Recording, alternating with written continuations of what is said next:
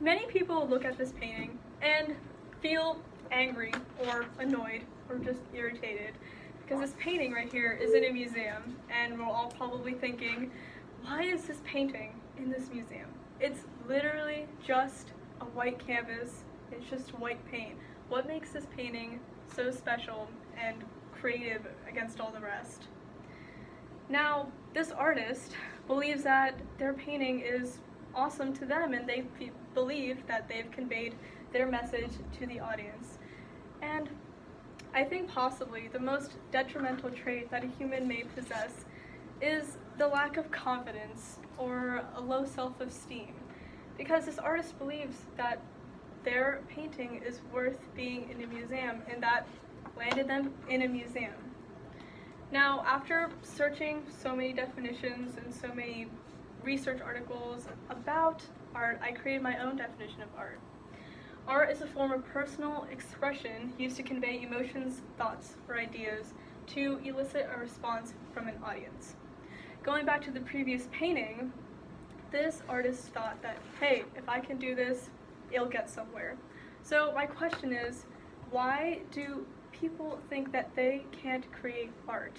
Because all you have to do is believe that you can do it and elicit a response from an audience, whether that be a happy mood, an annoyed mood, angry one, or anything really. So art and any stimulus in general is created by looking at a stimulus. So if you see a beautiful painting like Raphael's painting of School of Athens, we look at it and we say, wow, it's so beautiful, because look at all these colors. We have the warm colors here, we have the architectural designs of Athena and Apollo right there, and we just connect with this painting. Because Christopher Tyler, a neurologist, stated that embodied cognition is a way to connect the audience with the painting.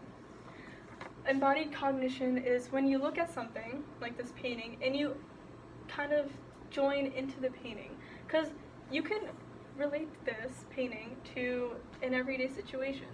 We could say that this looks like a school day or a hallway or a cafeteria, because everyone is in this one setting, and the 3D aspect that this gives, the perspective, the foreground, middle ground, background, gives a sense of, oh, it's right in front of us. And that's all you have to do to be an artist. And neural crossfires create when you look at something that's beautiful, because it makes you want to create something beautiful. When you look at this painting, you think, wow, it's really, really cool, and you want to keep going and just use that inspiration that that painting gave you to create something for yourself or something else for others. And going to the self-confidence aspect, when people think that they can't create art, it's because someone else told them that they can't do it. Or they look at something beautiful like Raphael's School of Athens and think, oh, it's never going to be like that, I can't do it. But really, art is a personal and a subjective aspect and topic to talk about. Because if you think something looks good, then it looks good to you.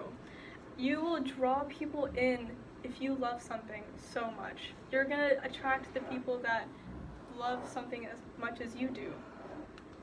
And you will gain that confidence to create your own journey and your own travels to your art destination.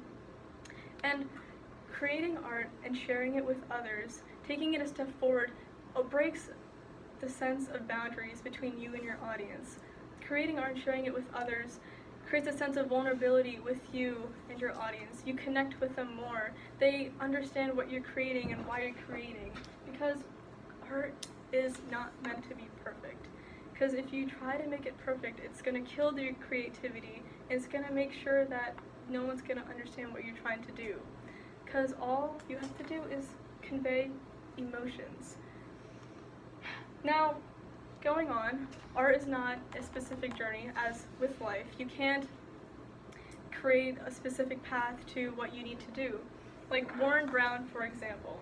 He started out as a lawyer, and he enjoyed his job. He was pretty good at it too, but what he really loved was baking. So what he did was he opened a business called Cake Love.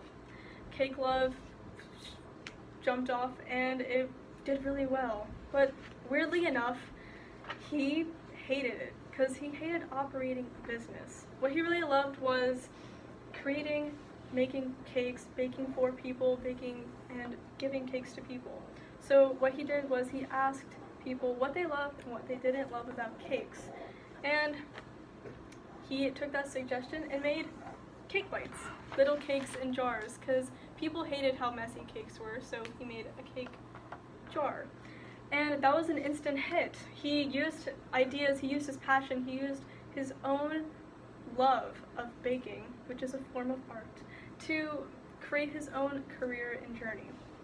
And now what we can learn from him is you have to take risks, because taking risks allows you to jump off and keep going forward, because even if you do screw up and if you do mess up along the way, at least you're learning, and learning is a part of growing, and learning is a part of expanding your creativity, your mind, and your ability to connect with others.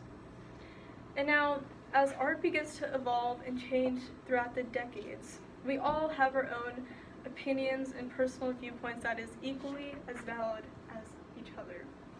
Coming from the beginnings of art in ancient history to Leonardo da Vinci, to Henri Matisse, Piet Mondrian, and Jean-Michel Basquiat, we can learn that these people are artists, and everyone in this room is an artist too.